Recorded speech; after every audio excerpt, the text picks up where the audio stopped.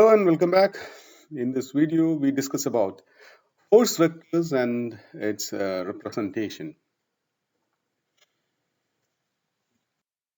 In the previous video, we discussed about choosing more specific and mathematically useful references that allow easier representation of vector quantities. For example, using a Cartesian coordinate system, we can represent the position vector OA of a car in the xy plane more systematically as 8I plus 3j. Simple meaning of this representation is that the position of the car can be identified moving 8 units in the positive I direction and from the origin, and then 3 units in the positive j direction. Later on, we have studied displacement vector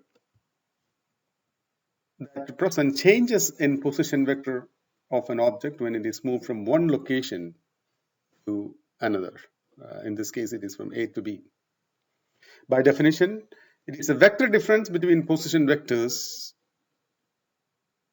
at final and initial positions. Physically, in this case, it will inform us how far its initial position change in I direction and in J direction. So in this case, it is 5I plus 4J. Another example of a vector quantity is force. If someone needs to push an object up, as indicated, he needs to push or apply force of certain numeral value in a specified direction.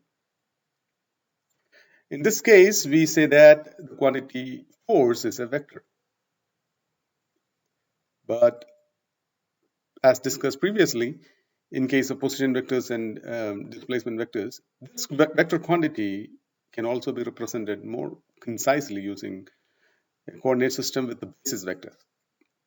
Now let us discuss how we represent this force vector in a Cartesian coordinate system with the base vectors I, j, and k.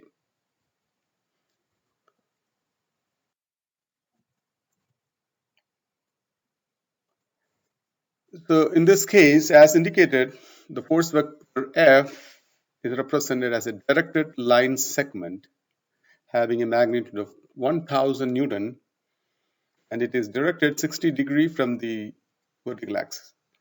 The force vector can be represented as sum of two components, Fx and Fy,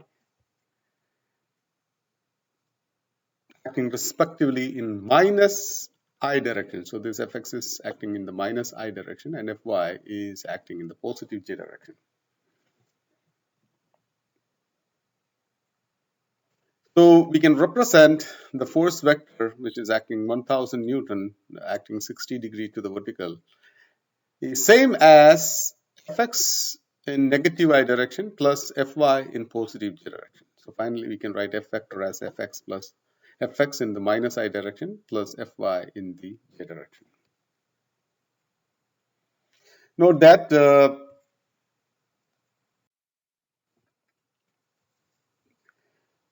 the simple meaning of this is that force 1000 Newton acting 60 degree from vertical axis is same as sum of two force vectors, one in x direction and one in j direction.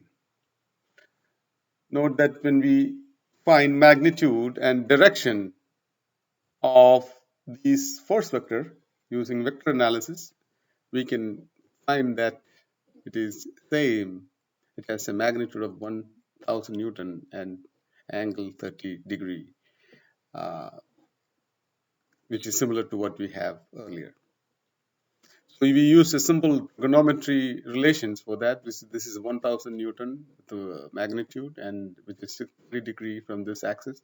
So we can find this distance as 1000 sine 30, which is Fy, and this distance, this magnitude is Fx, which is 1000 cos 30. So the force vector can be represented as fx in the minus I direction, which is 1000 cos 30, which is 866.03, and 1000 sine 30, which is 500 in the j direction. Consider another example. 400 Newton force is acting 60° from horizontal, and let's express this as a vector as discussed previously. Using simple trigonometry, we can find x and y scalar components and the force vector as 200I plus 346.4 J Newton.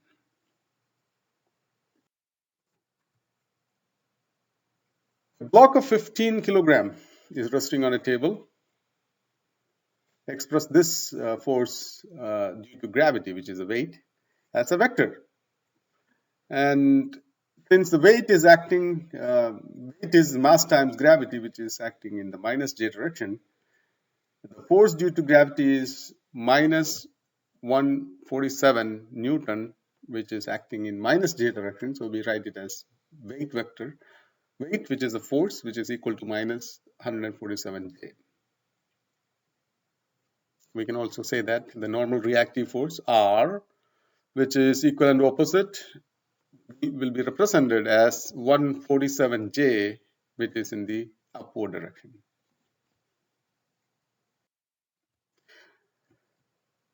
Now we have a problem set 1. A force of 1000 Newton is acting on an object at different angles, and you have to represent this as sum of I and J components.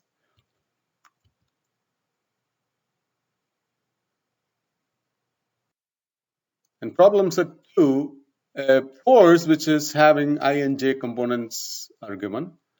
Now you have to find out the magnitude of this force and angle that makes with the x-axis. It's a reverse process of what we have discussed in problem number 1.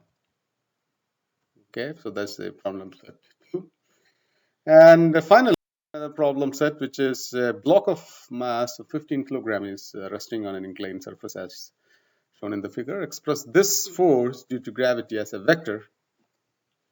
This force due to gravity, which is W, which is acting downward, you write it as a vector in terms of I and J. And also, the normal reaction is acting normal to the surface. So write this normal force vector as sum of two components, Nx and Ny.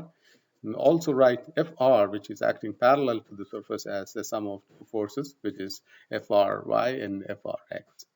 So this is a hint you're going to use. So write this force vectors W, N, and F in terms of I and J using this coordinate system I, J, and K. All right, thank you for listening, and we will do the concept number 4 in the next video.